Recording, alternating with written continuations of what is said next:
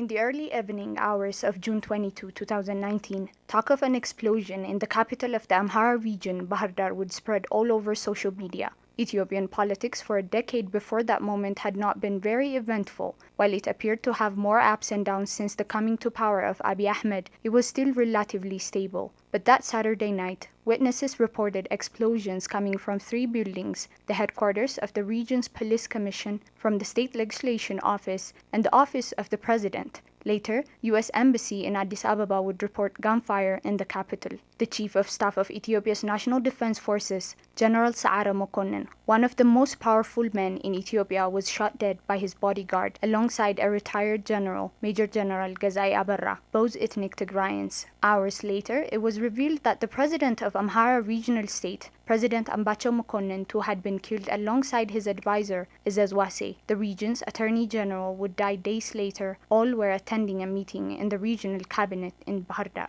Government narrative on what exactly unfolded that evening are highly discredited by the public. Till this day, no one has been held responsible for the deaths of these officials, but what has been clear since that evening in June is that assassinations had made a comeback in Ethiopian politics. Murder and violence were once again a legitimate means of achieving political ends. The Ethiopian Prime Minister Abiy Ahmed says there's been an attempted coup in the northern Amhara region of the country. 4 people are said to have been killed in the coup attempt, with the region's head of security, Asamnu Tsige, the alleged orchestrator.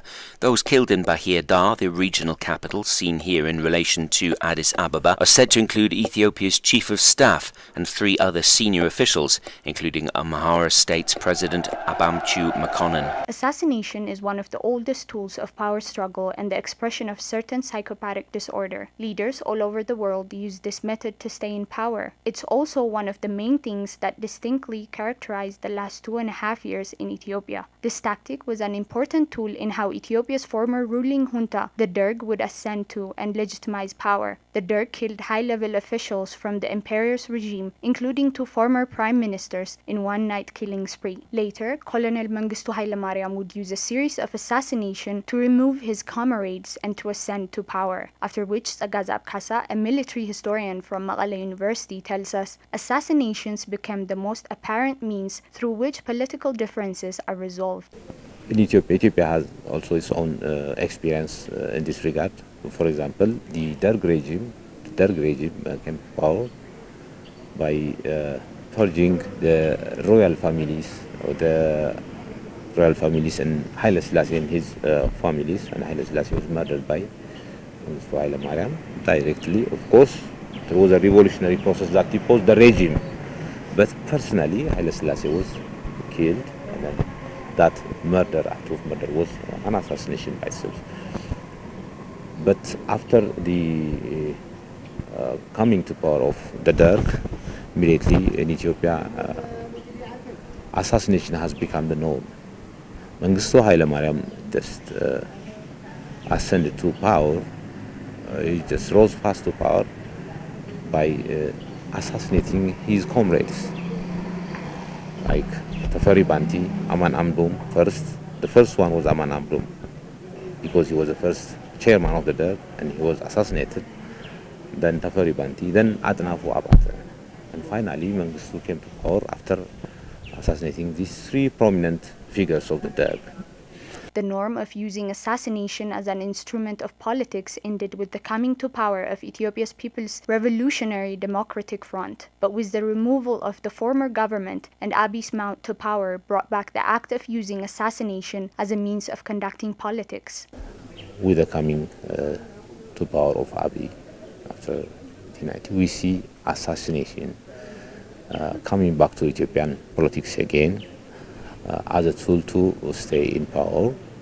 The first victim of this was Engineer Semenyo. His case was a clear act of assassination, and it was clear to all that it was done by Abiy's regime. Just over a year after the assassination of General Saara Mokonnin and Major General Gazai Abarra in 2019, a brutal war would be waged by the Ethiopian and Eritrean governments on Tigray. Sagazab tells us the death of the Chief of Staff in 2019 weakened Ethiopia's national defense forces and made the military vulnerable to manipulations and personal demands of the Prime Minister. It signifies the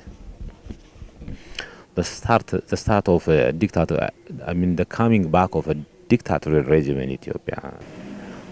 Saara did strong reform move, and he was just about to finalize a huge reform within the army and to make it more strong and more accommodative and so on.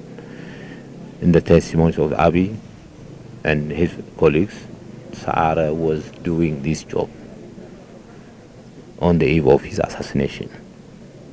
But when the chief of staff was doing this task of huge and titanic task of reforming that institution, that big institution, that strong institution that was a force behind the stability and development, peace in Ethiopia and the region, then Abiy just purged or committed an act of assassination.